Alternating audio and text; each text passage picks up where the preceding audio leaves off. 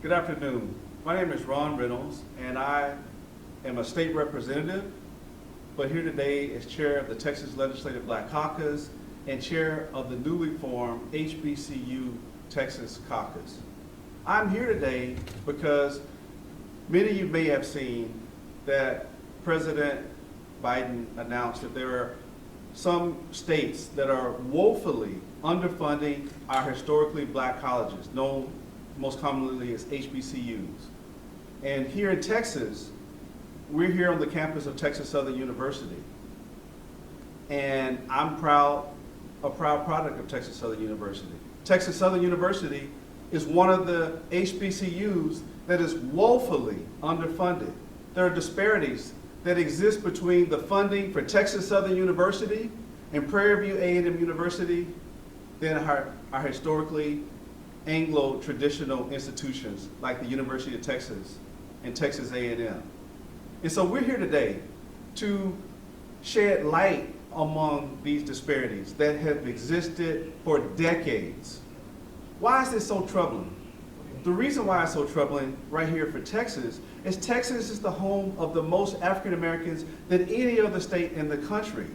Just this last legislative session, we had a $33 billion surplus. $33 billion. And yet and still, we woefully underfunded our state HBCUs that provide opportunity for many of these students of color to be the first in their generation, the first in their families to go to college. That means that there are less access to resources for professors, for research, for other facilities, for infrastructure. And so I am so proud to have a distinguished group of attorneys led by Carlos Moore, immediate past president of the National Bar Association, to talk about solutions. We can talk about the problems all day long. And the Texas Legislative Black Caucus was on the front line demanding transparency and accountability and adequate funding for our HBCUs. We were there advocating for it through the appropriations process. And unfortunately, because of some of my colleagues in charge, we didn't get that.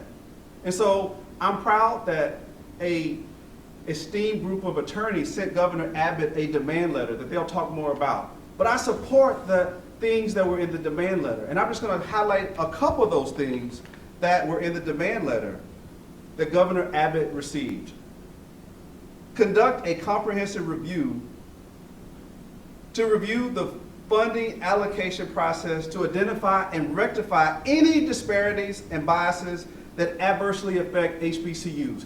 This is something that Governor Abbott should want to do. Immediately allocate dollars to Texas HBCUs in an amount commensurate with the decades, emphasis on decades of underfunding in comparison to similarly situated PWIs. This disparity in funding is estimated over $1.1 billion with a B for just one HBCU alone in Texas, and that's Prairie View A&M. And so there are other things, and I'm going to introduce Attorney Carlos Moore, a very prominent attorney, and his team that is here today to demand accountability, to demand that Governor Abbott responds, and the state of Texas fulfills its constitutional responsibility to fully fund all of our state universities. And that includes Texas Southern University and Prairie View. And I'll say this lastly, it breaks my heart to continue to see the state trample upon the rights of African Americans and minorities. We saw it when we ended last session, diversity, equity, and inclusion in our colleges and universities. Governor Abbott joined Governor DeSantis in being on the wrong side of history. We saw the NAACP join with the Texas Legislative Black Caucus, the Texas Mexican American Legislative Caucus, and saying, Governor Abbott, stop discriminating. When we perpetuate these disparities, we are discriminating against current and future generations of minority students that are matriculating to these colleges and universities. And so we're here in good faith, hoping and demanding that Governor Abbott and the leadership of this state will do the right thing and fully fund our historically black colleges and universities and make up for the history, the historical decades of underfunding to the tunes of billions and billions of dollars. And with that, I want to bring up Attorney Carlos Moore, who will talk more specifically about the demand letter and what happens if the state of Texas, led by Governor Abbott, does not answer in the affirmative the demands that were made in the letter that was sent to him. I present to you Attorney Carlos Moore. Thank you, Chairman Reynolds. It is good to be in the great state of Texas. I'm joined by my distinguished colleagues from Georgia and Texas, Attorney John Moore with the Moore Law Group out of Atlanta, Georgia, and Attorney Greg Hartman of Dorain and Cawthorn here in Houston, Texas. I am the principal managing attorney of the Carlos Moore Law Group and a past president of the National Bar Association. And I'm happy to have our current president, Dominique Calhoun, who's a Houston resident here and a Texas Southern graduate here with us today. I'm here to tell you what we sent in the letter to the Governor Abbott. On Monday, we sent a demand letter on behalf of the clients we represent, the students and alums of Prairie View and Texas Southern University, the public HBCUs in this state, asking that the governor do something about the disparities that exist in this great state. Washington, D.C., the Biden administration sent a letter to your governor on September the 18th outlining the inequitable funding and disparities that exist in this state. And specifically mentioned was Prairie View A&M, and they have a disparity of $1.1 billion as it relates or compared to Texas A&M, the other land-grant institution in this state. And so what we have asked Governor Abbott to do is to initiate a comprehensive and thorough review of the funding allocation process to identify and rectify any disparities and biases that adversely affect HBCUs.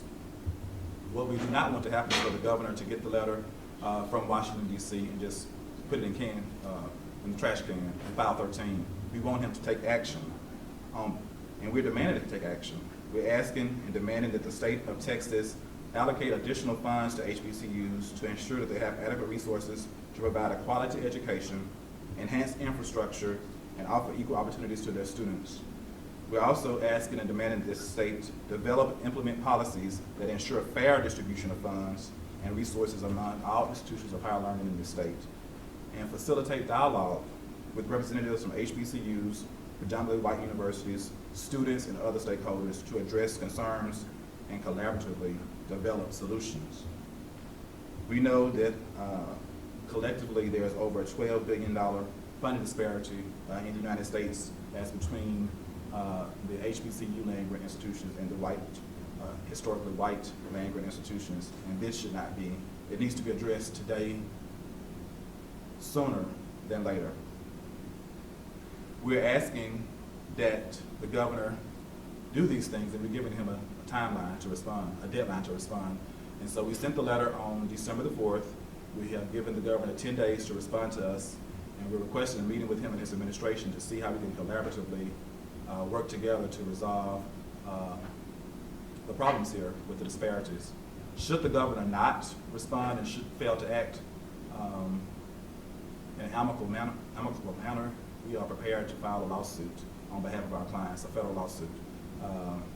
And John Moore, the attorney from Atlanta, Georgia, with the Moore Law Group, will tell you what that lawsuit would include should it get to that point. We're hoping to do this in an amicable manner and save the people, taxpayers, dollars, and not have protracted litigation, because we know we're on the right side of history. We know that the disparity exists, it's unconstitutional, and John Moore will lay out the legal analysis should we get to filing a federal lawsuit. Okay. All right, and actually he said he would do that. He is so hopeful that the governor's going to do the right thing that he won't tell the legal strategy unless we do have to file a lawsuit. So if we do file a lawsuit, we will come back and tell you that the lawsuit has been filed, and we will tell you exactly what the counts are in that complaint. And so if there are any questions at this time about the letter. Before we do that. Okay. Before we entertain questions, one of my colleagues who is part of the Texas Legislative Black Caucus, whose district we're in now, Representative Jolanda Jones, was there when we were fighting on the floor throughout the appropriations process in the record $33 billion surplus. When we were on the floor fighting for Texas Southern University, for Prairie View A&M to receive adequate funding, Representative Jelana Jones was there, not just representing her district, but representing HBCUs across this state. And in fact, Representative Jones was there when we met with students from the newly formed HBCU caucus that was formed to address these disparities. She was there with those students, and so I want to bring up Representative Jelana Jones, whose district we're in now at Texas Southern University. Representative Jones. Thank you.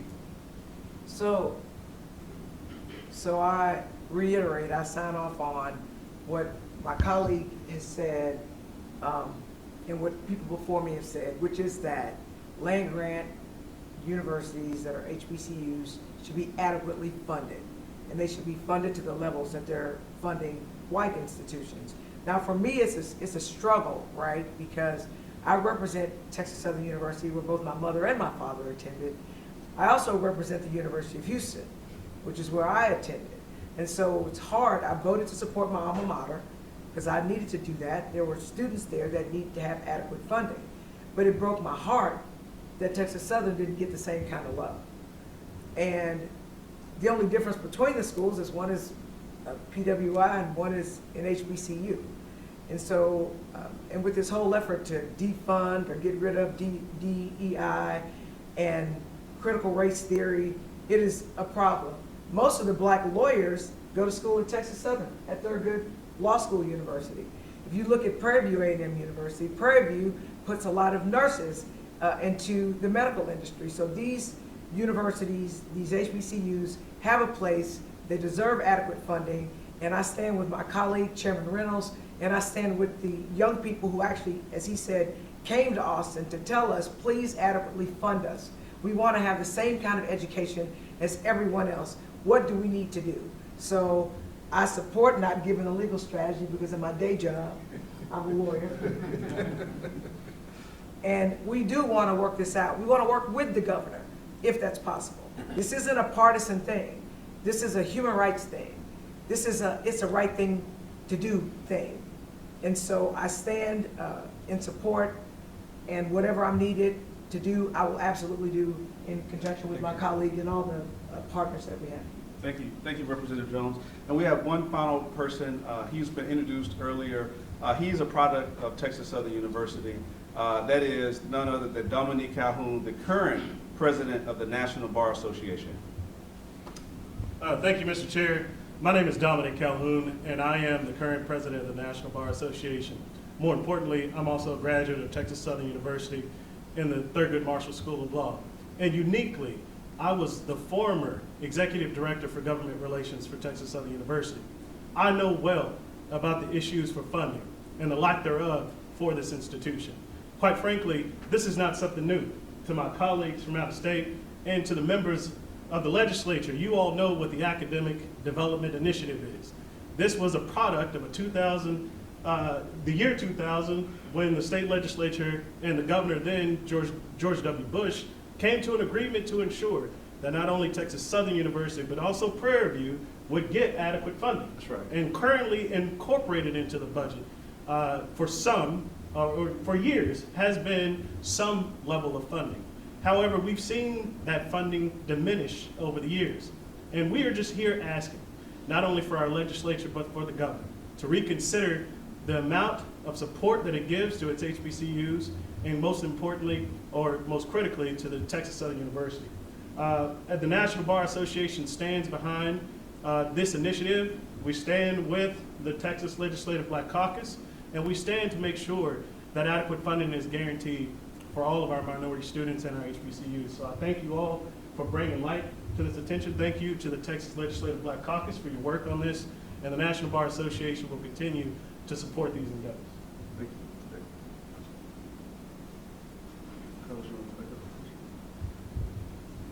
All right, at this time, we will be happy to answer or entertain any questions that you may have. Did they give you guys a reason for the lack of funding? A reason for it? You know, I know they know there's a lack of funding, but did they give you guys what was their answer to that? We have not received a response from the governor or his team as of yet. The letter went out on December the 4th, it's December the 6th, so maybe they're busy. But we did give them 10 days to get us a response, and should they fail to do anything, we will take further action. Yeah, but they knew before you guys sent the letter. Yeah, they It knew was since like September funding. 18th, yes. And when you guys put the question to them, what did they say about that? Let me speak to that. You know, and Dominique, you probably can too for your government relations time. I can say unequivocally that this is systemic. This has happened over and over, session after session after session. We have made pleas. We as the members of the Texas Legislative Black Caucus have been the conscience of the House adequately asking that the state will fully fund our HBCUs. We pled from the front mic, from the back mic, from the Appropriations Committee. Representative Jarvis Johnson, who's not here, has been on the Appropriations Committee begging and pleading with them. We've had other members, even our freshman member has been at the table. We've been doing that. Before her, it was Chairman Garnett Coleman. So we've done this for generations. And the state, you know, Maya Angelou said, when people show you who they are, believe them. They know the evidence is there. They see that there's lack of funding for Texas Southern, but they throw money at A&M, at U of H, at UT Austin, the flagship universities, and then they give us just enough to get by. I mean, literally, even sometimes not even enough, where these institutions are barely making it. So they know that there's a problem, they don't address it, they simply ignore it. That's what the leadership, the failed leadership of the state, Governor Abbott has been front and center for it. And before that, it was, you know, Governor Perry. So this is not a new issue. This is something that's been happening over and over and over. I've been there 14 years now. It's been underfunded ever since I've been there. So I can tell you this, that I filed budget amendments to try to get money for Texas Southern. If you don't know how if you do not know how the budgeting process works, we will file bills or budget amendments known as riders to fund this stuff. So if you have a bill that says you ought to do X for whatever, for Texas Southern, you have to file a rider in order to be able to pay for it if it costs money. Otherwise, you'd have an unfunded mandate if a bill ended up passing. What they do is at some point during the budgeting process, they decide what they're going to fund and what they're not.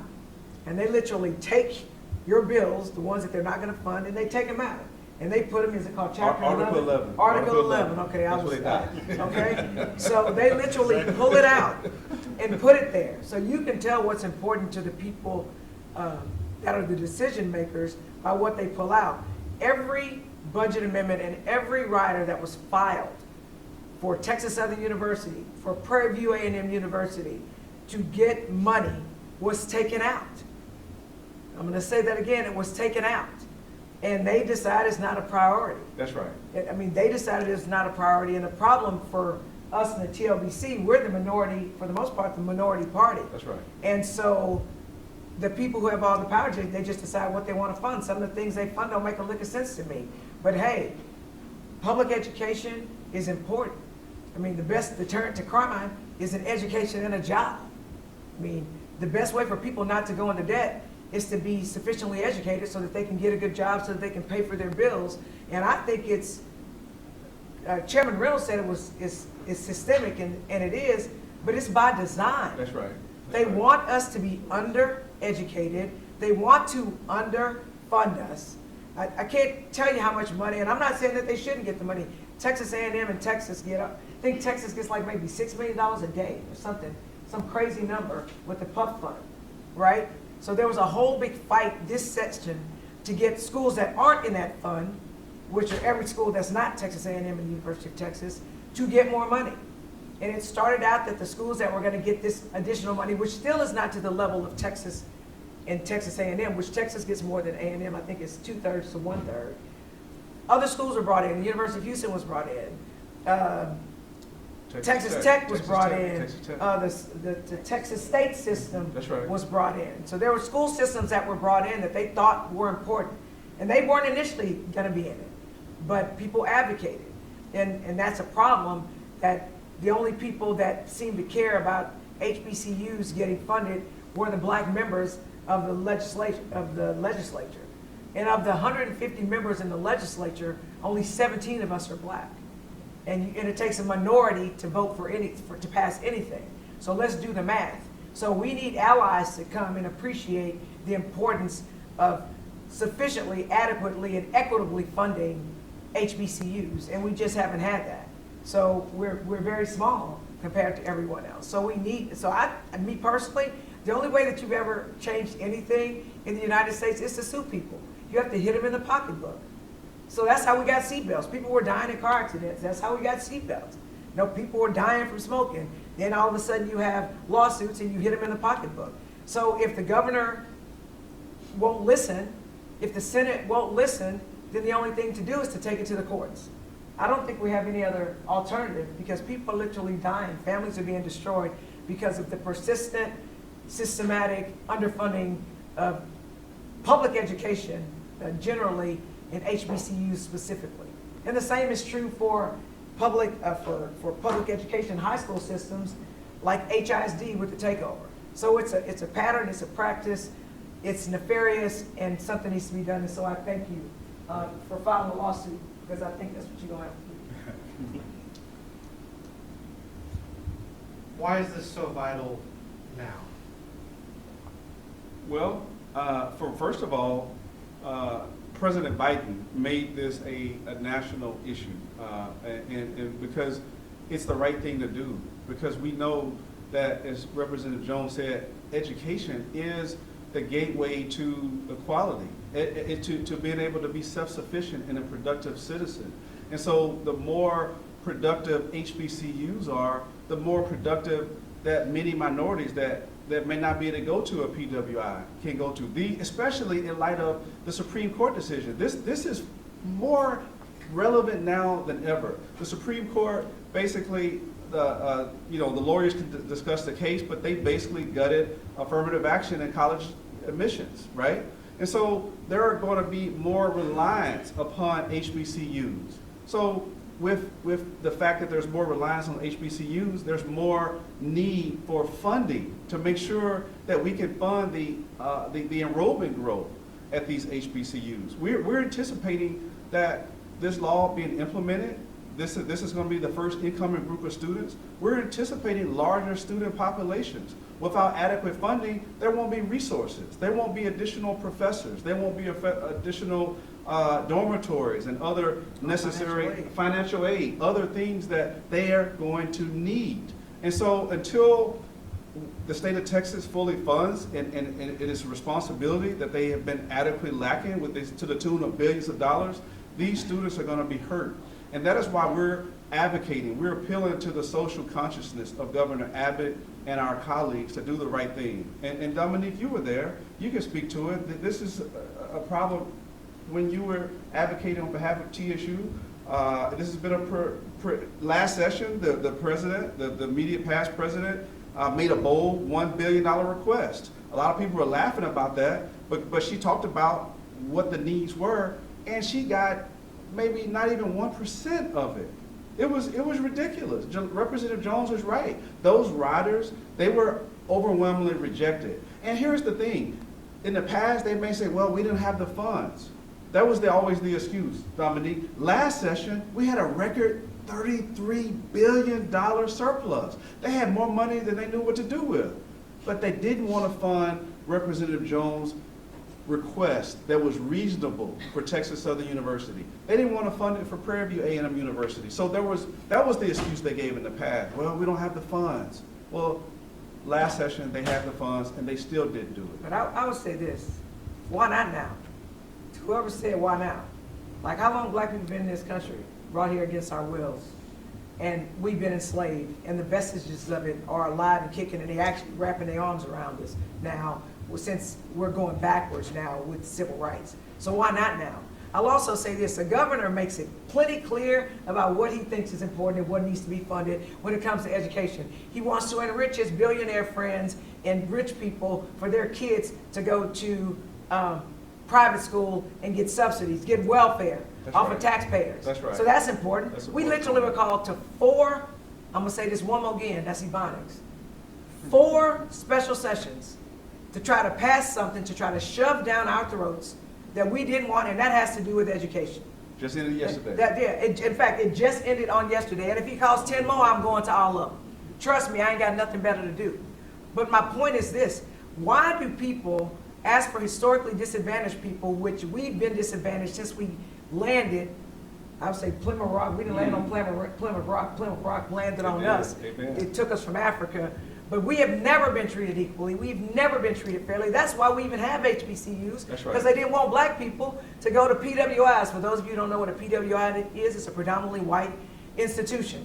So they set that up actually for separate and That's right. unequal, That's except right. for then we have to go get Brown v. Board to show that separate and unequal is unconstitutional. A lawsuit. And so had to now, happen. right, because sometimes the only place black people can go is to a black school. That's right. That's just what That's it right. is. So why would you not fund us to the levels that you're funding the people that have all the advantages? That's right.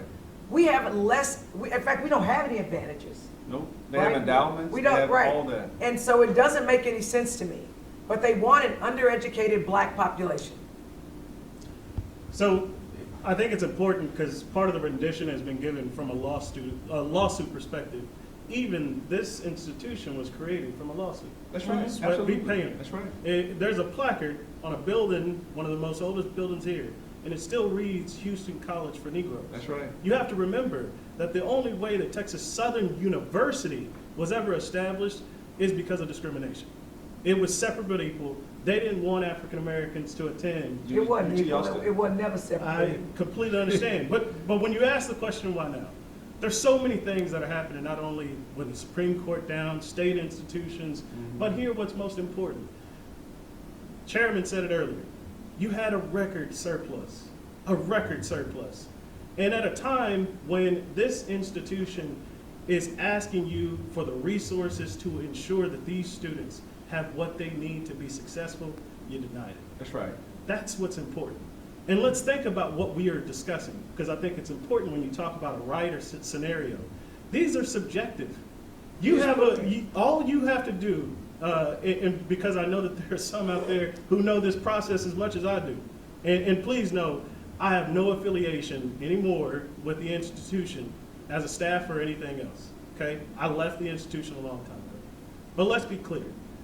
A request for a new building is a special item request.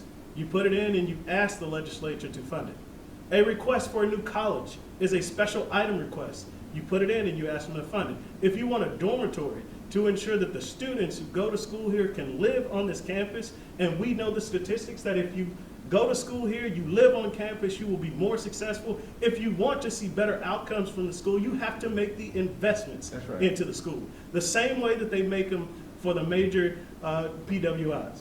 If you are at a record surplus, if you have $33 billion and you want to pour back into higher education, here is the investment to make.